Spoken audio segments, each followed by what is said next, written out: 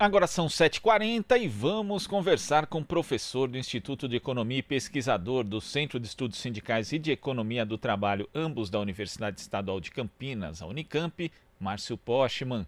Bom dia, Márcio. Muito bom dia, satisfação estar aqui participando do seu programa junto com os demais que nos acompanham. Satisfação é nossa. Márcio, ontem a gente teve a coletiva do ministro da Cidadania, o Onyx Lorenzoni, junto com os presidentes da Caixa Econômica Federal e também do Dataprev, né, falando ali a respeito da questão do auxílio emergencial. E ali é curioso notar porque a gente tem ali a Caixa, que é fundamental, né, na estruturação, justamente na distribuição desse benefício, fazer com que ele chegue às pessoas que de fato precisam, e é um banco que foi aí sucateado, né, que foi inclusive bastante mal falado até pelo seu próprio presidente durante o governo Bolsonaro, isso sem contar também o processo que ocorreu durante o governo Temer. E a Dataprev está na fila de privatização, inclusive o seu sucateamento também foi responsável aí pela fila que a gente teve no INSS para obtenção e concessão de benefícios e aposentadorias, e agora a gente vê esses dois órgãos sendo fundamentais justamente para estruturar o combate aos impactos sociais e econômicos da pandemia do coronavírus no Brasil. A gente está nesse momento, Márcio, redescobrindo a importância do papel do Estado nesse tipo de contexto e também nas situações em geral que são similares à pandemia? De fato, eu acredito que nós estamos tendo condições de perceber melhor os equívocos que os governos de Temer e Bolsonaro cometeram ao localizar como o centro dos problemas do Brasil o Estado, as empresas públicas, as empresas estatais e o próprio serviço público. Ao definirem o Estado como o centro dos problemas brasileiros, nós passamos a ter uma sucessão de medidas que foram encaminhadas desde a privatização de empresas estatais, o esvaziamento do serviço público, como se o setor privado pudesse ocupar e melhor desenvolver essas atividades. Nós tivemos medidas de corte de recursos, corte de gastos, inclusive, vamos lembrar aqui a lei de tetos, né, a emenda constitucional 95 de 2016, que passou a impossibilitar a ampliação dos gastos na saúde, na educação, entre outras áreas, né? Isso significou, segundo especialistas, por exemplo, a saúde perdeu cerca de 20 bilhões de reais. Nós também tivemos uma série de iniciativas que desconstruíram políticas públicas bastante exitosas. No caso da saúde, podemos lembrar aqui, por exemplo, a farmácia popular, que disponibilizava remédios, né, próximos da população mais vulnerável.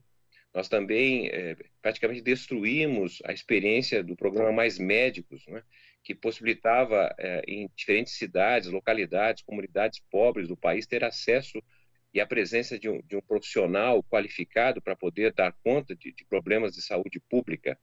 Nós tínhamos também um programa exitoso que era de atuar no complexo da saúde, complexo industrial, produtivo da saúde, né? Hoje, nós nos tornamos um país dependente, submisso de importações, e a dificuldade de importar, por exemplo, faz com que o Brasil não tenha, de forma adequada, insumos, equipamentos para poder dar conta.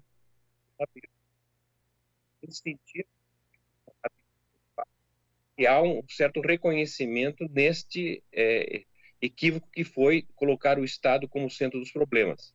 Há uma reversão hoje, né, que passa a estabelecer o Estado, na verdade, como a possibilidade de superar os problemas, porque, na verdade, o setor privado não tem essa condição.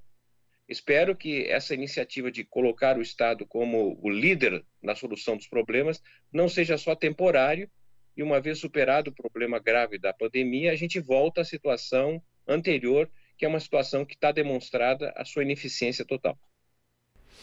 Agora, Márcio, a gente até comentava aqui há pouco com o diretor técnico do DIEESE, Fausto Augusto Júnior, que é necessário também que haja um direcionamento correto dessa ação do Estado em prol do interesse público, dos interesses coletivos e não de interesses privados, porque se também o Estado só servir ali para ações que aparentemente atenderiam justamente a esses interesses, mas que na prática atendem aí ao setor financeiro, às grandes empresas somente, deixando o restante da população de lado, também isso aí é uma forma incorreta, né, de usar os instrumentos do Estado, ainda mais num contexto de pandemia. Me parece esse alerta muito importante, né? Porque, inclusive, nós já tivemos, numa situação também muito grave, como foi a crise global de 2008, que os bancos centrais, os governos, né, inundaram as economias com recursos públicos, né, com a chamada liquidez. Como nós estamos vendo agora, o Banco Central, por exemplo, brasileiro, liberou 1,2 trilhão de reais para a liquidez de bancos e empresas, sem nenhuma condicionalidade. Portanto, podemos, na verdade, repetir, eu diria assim, um erro que foi em 2008, 2009, a liberalização de recursos sem nenhum compromisso fez com que esses recursos resolvessem o problema de títulos podres, ineficientes das empresas. As empresas saíram da crise, aumentaram os lucros, sem, na verdade, elevar o emprego, sem sustentar uma recuperação da economia. Me parece absolutamente fundamental que nós tivéssemos, na verdade, umas condicionalidades na liberalização de recursos, como, por exemplo, a reindustrialização do país. Não é possível, não é, um país que é reconhecido como um dos maiores produtores e exportadores de etanol, não é, esteja convivido com a situação atual de escassez, de ausência de álcool, gel, inclusive, nas farmácias e supermercados. Isso é uma deficiência do setor privado que o Estado poderia corrigir com o planejamento, chamando esse setor para atender problemas que estamos vivendo hoje. A mesma coisa, eu diria assim, estamos com um enorme déficit, ausência de respiradores mecânicos. Seria absolutamente fundamental a recuperação, não é, da indústria brasileira, o chamamento nesse momento às montadoras para que elas pudessem ofertar mais rapidamente esse tipo de produto. Não é? Podemos falar também na questão da indústria têxtil brasileira. Não é? Nós estamos com sérios problemas de roupas, medidas em respeito à proteção dos profissionais da saúde. Não é?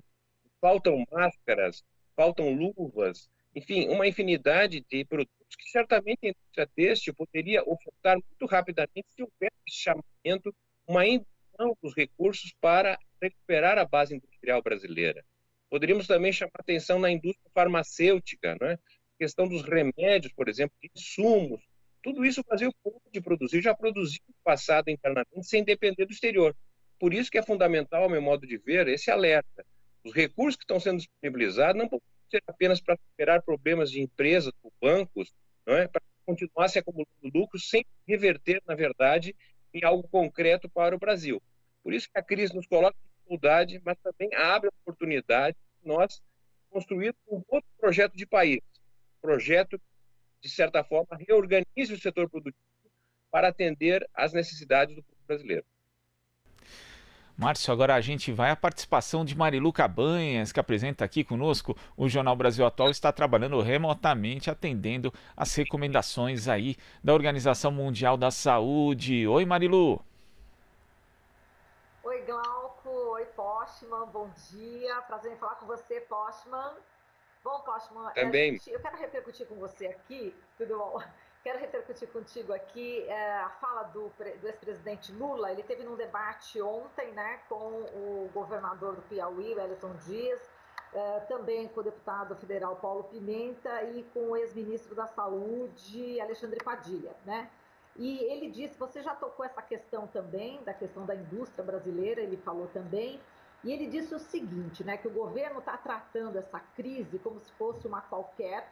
Eles dão liquidez aos bancos, enquanto aos pobres não se dá nada. Enquanto isso, os americanos e os alemães estão imprimindo dinheiro. O Brasil precisa imprimir moeda urgente. Essa é uma das falas do presidente Lula.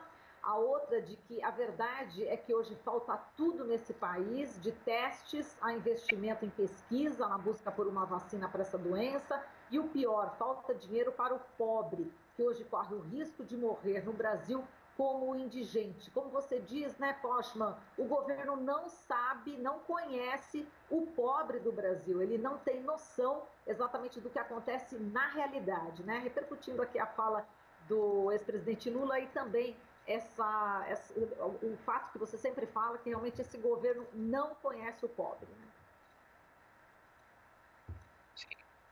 Estamos em sintonia no reconhecimento de que a evolução do Brasil de 2016 para cá tem sido, na verdade, muito desfavorável ao conjunto dos brasileiros. É claro que sempre tem um segmento que se encontra privilegiado, mas nós entramos no início deste ano, antes do aparecimento da pandemia, não é?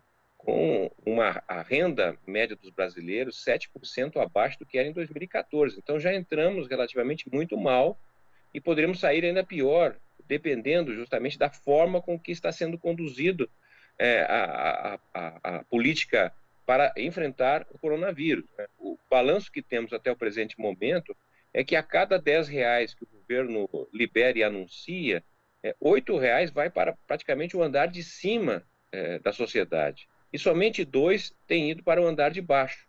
Vejamos, por exemplo, o equívoco que resultou da chamada reforma trabalhista, que estimulou ainda mais a informalidade, os trabalhadores autônomos e conta própria, que têm atualmente uma grande dificuldade de ter acesso a qualquer benefício.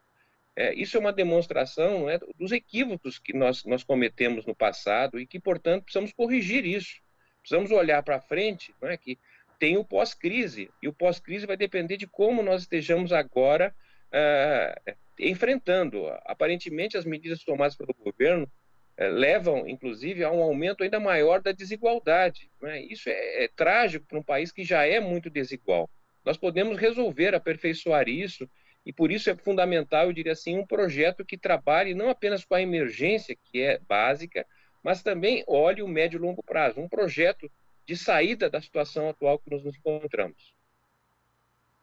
Exato, mas com esse governo que está, realmente, o que você está falando é praticamente inviável, né, Postman? E aí a gente fica num nó. Exatamente como desatar esse nó nesse momento? A gente está vendo entidades, enfim, representativas da sociedade se manifestando, entidades entrando enfim, denúncias junto à OMS em relação ao posicionamento do presidente Bolsonaro.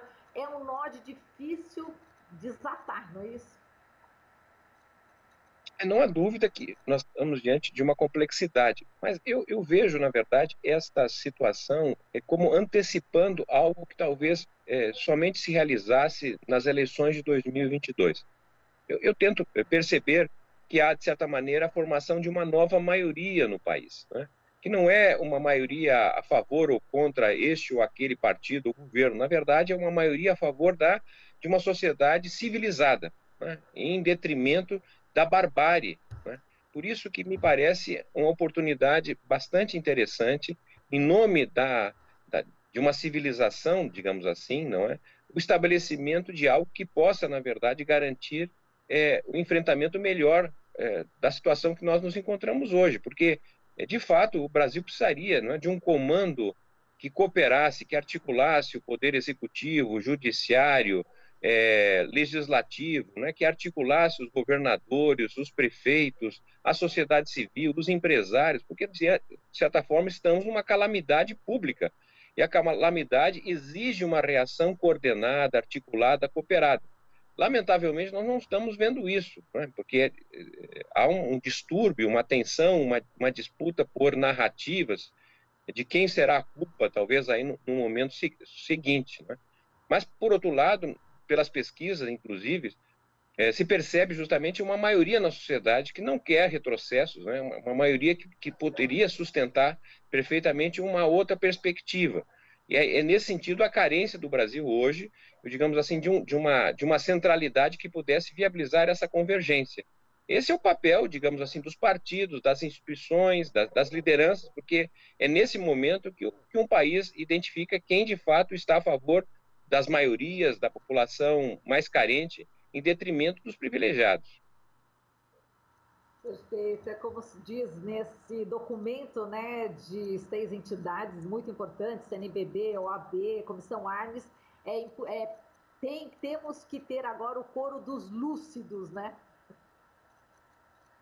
Certamente. Esse é o nosso desafio. Já tivemos, vamos dizer assim, o Brasil no final do século XIX experimentou, especialmente no pouco que havia de urbano, as poucas cidades urbanas do Brasil, nós convivemos com epidemias, febres amarelas, etc., e elas, mesmo em governos liberais, despreocupados com a questão social, tiveram que tomar medidas que levaram, por exemplo, a iniciativas de ampliação do saneamento, a iniciativas de vacinação, iniciativas de reurbanização do país, né? Por exemplo, não é possível que o Brasil continue com uma parcela incrível de sua população vivendo em regiões periféricas, áreas periféricas, 13 milhões de pessoas vivendo em favela, ou seja, é preciso pensar um outro modelo de cidade. Então, isso é um diálogo com médio e longo prazo. Da dificuldade, do sofrimento, certamente abre a possibilidade de construção de novas convergências, e me parece que isso é muito fecundo nesse momento. Perfeito, Glauco. Obrigada, Postman. Beijo. Obrigado a você, mano. Márcio, queria agradecer muito aqui a sua participação no Jornal Brasil Atual e até a próxima. Certamente. Parabéns aí pelo trabalho, muito importante nos dias de hoje. Obrigado. Conversamos aqui com o professor do Instituto de Economia e pesquisador do Centro de Estudos Sindicais e de Economia do Trabalho, ambos da Universidade Estadual de Campinas, a Unicamp, Márcio Postman. Você sintoniza Rádio Brasil Atual. Covid-19. Fique em casa. Saiba como se prevenir.